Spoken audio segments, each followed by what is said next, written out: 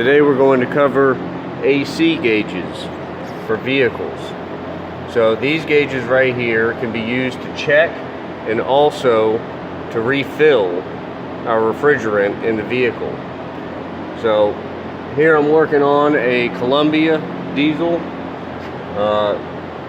The gauges that I'm using here, we have our high pressure gauge and our low pressure gauge.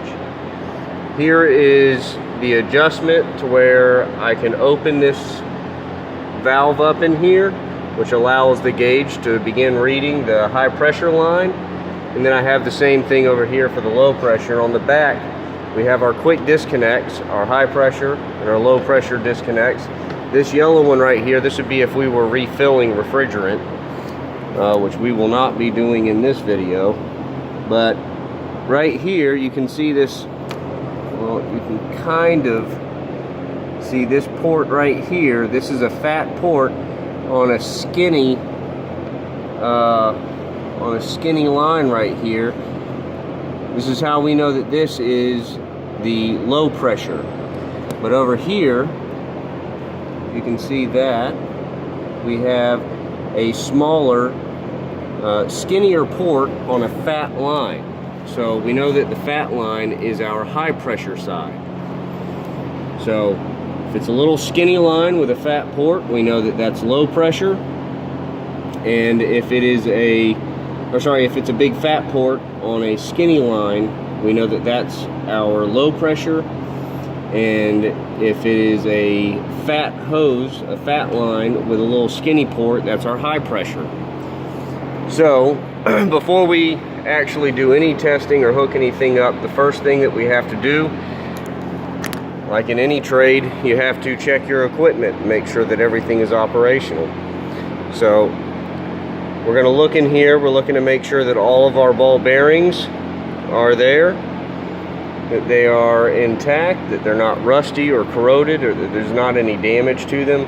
Now down inside there, I'm not sure if you'll be able to see it. I don't think my camera will adjust for that. But down inside there, there's a little O-ring. So it's really important that you check that O-ring, or else you're going to begin leaking refrigerant very quickly whenever you hook this thing up to your system.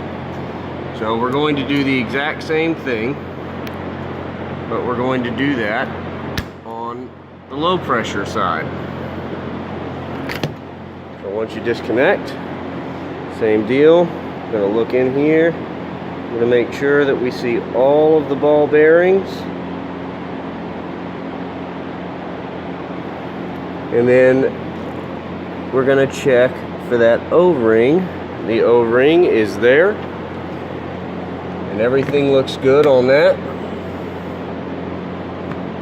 So the next part is we're going to hook this up. So I'm going to take the red high pressure with the fat end, and I'm going to put that onto the high pressure port. Now I'm going to do the same thing on the low pressure port. Now, one thing I want you to notice is that I did not screw down this adjustment right here. This is what opens it up inside. This is what opens up your Schrader valve in there and allows the refrigerant to flow through. So we don't want to hook that, or we don't want to screw that in until we get these in place. Now because I'm demonstrating hooking up both sides, I'll wait till I get both on. And now I'm going to just gently, with 2 fingers, screw this valve down. And I'm only going to use 2 fingers so that I don't over tighten this. So just real gently, I'm going to screw that on. Now if this had refrigerant in it, we would have noticed that needle jump, and then we would know that there is pressure on that low pressure side. Now I'm going to begin screwing down the high pressure side. Just 2 fingers, okay? Once again, if there was refrigerant in this system, we would have noticed the needle jump, and we could have gotten our numbers that way. But today, we're just demonstrating hooking up. So, once I have them all screwed on, hooked up, and everything like that, I'm going to take an outdoor ambient temperature, And after I get my temperature, I can use my reading on the gauges to be able to tell if the refrigerant in the system is too high or too low, if I need to add some, or whatever the situation may be. So, to take them off, same thing, but in reverse. We're going to unscrew, and after we unscrew, we pull this back, which releases the ball bearings inside and allows us to slide off of the port. Now we'll put this back on the low pressure side, and then I'll do the same thing with the high pressure. I just unscrew it. You can even feel it release. And now I'm going to pull that off and put it in its spot here. And that's it.